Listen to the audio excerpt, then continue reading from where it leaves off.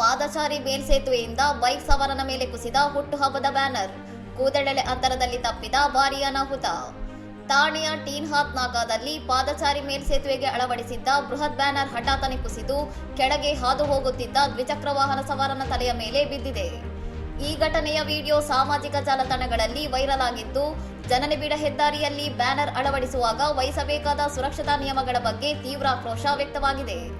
ಸಾರ್ವಜನಿಕ ಮೂಲಸೌಕರ್ಯಗಳ ಮೇಲೆ ಅನುಮತಿ ಇಲ್ಲದೆ, ಸುರಕ್ಷತಾ ನಿಯಮಗಳಿಲ್ಲದೆ ಅಳವಡಿಸಲಾಗುತ್ತಿರುವ ಇಂತಹ ಫ್ಲೆಕ್ಸ್ ಬೋರ್ಡ್ಗಳು ಪ್ರಯಾಣಿಕರ ಪಾಲಿಗೆ ಮಾರಕವಾಗುತ್ತಿವೆ. ಬ್ಯಾನರ್ ಅಳವಡಿಸಲು ಯಾರು ಅನುಮತಿ ನೀಡಿದರು ಮತ್ತು ಜವಾಬ್ದಾರರು ಯಾರು ಎಂಬ ಬಗ್ಗೆ ಅಧಿಕಾರಿಗಳಿಂದ ಇಲ್ಲಿಯವರೆಗೆ ಯಾವುದೇ ಸ್ಪಷ್ಟನೆ ಅಥವಾ ಕ್ರಮ ಕೈಗೊಂಡ ವರದಿ ಬಂದಿಲ್ಲ.